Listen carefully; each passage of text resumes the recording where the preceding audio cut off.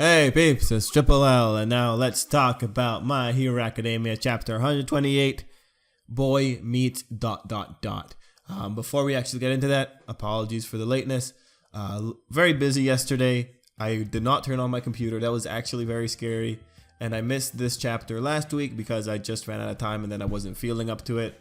So apologies for all the viewers that check out these videos. Other things that I need to mention right now, if my voice breaks out, it's just I'm sick. Anyway, let's talk about this chapter. Compared to last week's chapter, I actually enjoyed this chapter quite a bit. I enjoyed this one way more than last week's for sure. So what can we take away from this chapter as we're looking into it? Well, it's just Deku proving that he values things, right? And that value is ultimately what gets Night Eye's respect, although Night Eye did say that he intended to hire Deku regardless of what happened. But actually, you know what, that's actually pretty believable, because given his angle here, he wants to pretty much beat Deku into submission.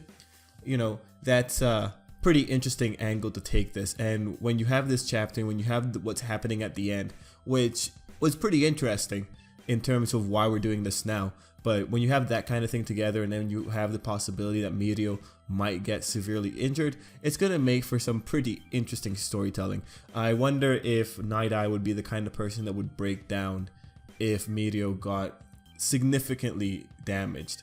Anyway, let's talk about this chapter step by step. So we started off the chapter with and what I thought was a really good translation from Manga Stream, Deku being compared to a gimpy Gran Torino. And that was a pretty neat little acknowledgement, and it was cool to see that Deku is putting into practice things that he's seen from other people. But as that went on, and then as we learned that the reason, or that Deku at least was being mindful of what he was walking on in those high speeds, was pretty impressive. Of course, we also saw Deku trying to get around foresight, but it does seem like good old Night Eye does have some kind of advantage regardless of the fact. Like, maybe it's a case where, yeah, even if you throw books at him, he might not be able to see the books and what he has in his foresight, but he'll still track Deku.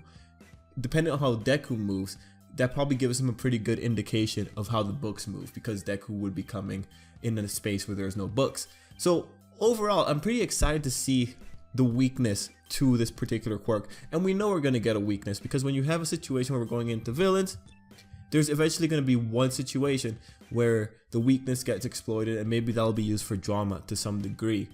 One other thing that I found really interesting for this chapter was the eye that Night Eye had behind his glasses at one point. It looked pretty neat as a design.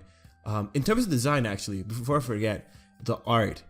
Something was odd with the art. So clearly what's happening is that someone just didn't finish the manuscript on time, because the way that the sketch lines are still there, they still have the construction lines on the face. Like, if you look at one of Deku's panels, he still has the construction lines for aligning where his eyes are supposed to be.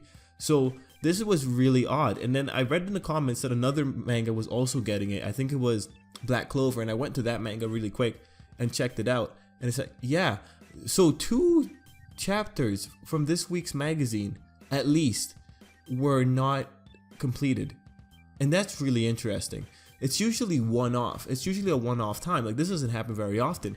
So it's kind of odd that 2 chapters in the same week were in that condition. I wonder if something was happening internally in Jump. But since a lot of the other chapters from the same magazine weren't in the same condition, it's kind of hard to say. We'll have to really see we'll have to see if more chapters come out, and if there was some kind of, maybe it'll come out depending on how many chapters fell to this whatever happened. But right now 2 chapters did, and that's worth noting. Regardless, that's just a point on the art. This will be fixed in the volume release. This is the problem with weekly manga. Sometimes this will happen. We just kind of have to live with it. And, you know, you can't really take away from the chapter for that. It's actually pretty interesting to see how the characters come alive, if anything, because you go from these really simple sketches to just really pretty Boku no Hero Academia artwork. And the artwork in Hero Academia is really good.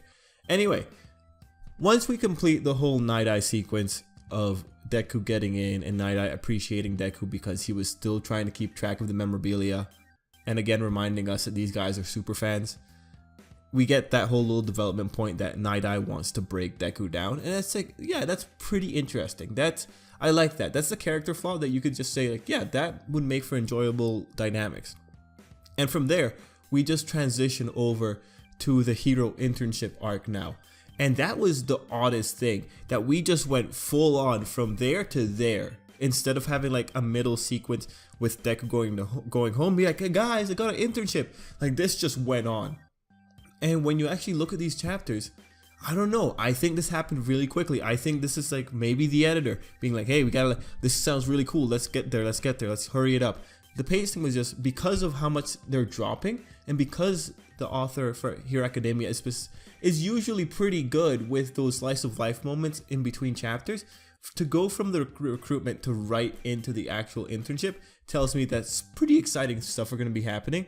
And with the end of the chapter, we get good old Overhaul popping up again. It's like, wow, okay, that's fast. Like, a lot of things are happening now, and we get introduced to a new character, Eri.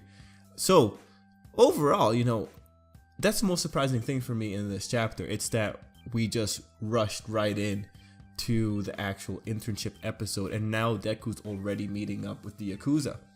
So, you know, what's going to happen next week? I've got no idea. Mirio's there, Deku's there, Overhaul's there, and again, Overhaul, I love his design. It's so sleek, and then he wears a little sweater.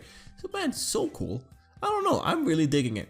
Anyway, it'll be really cool if we see the first sign of conflict between the two groups. If anything, this is going to be where Mirio gets the fatal damage. I don't think he'll die.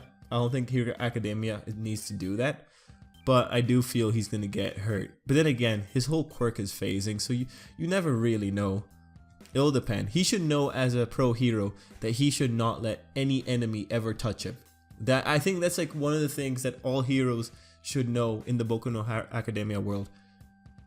Just don't let the villain touch you, because a lot of quirks are touch activated. So yeah, anyway, I'm pretty excited. The girl that we saw at the end is also pretty interesting. She must be like a lab experiment or something. She's pretty bandaged up.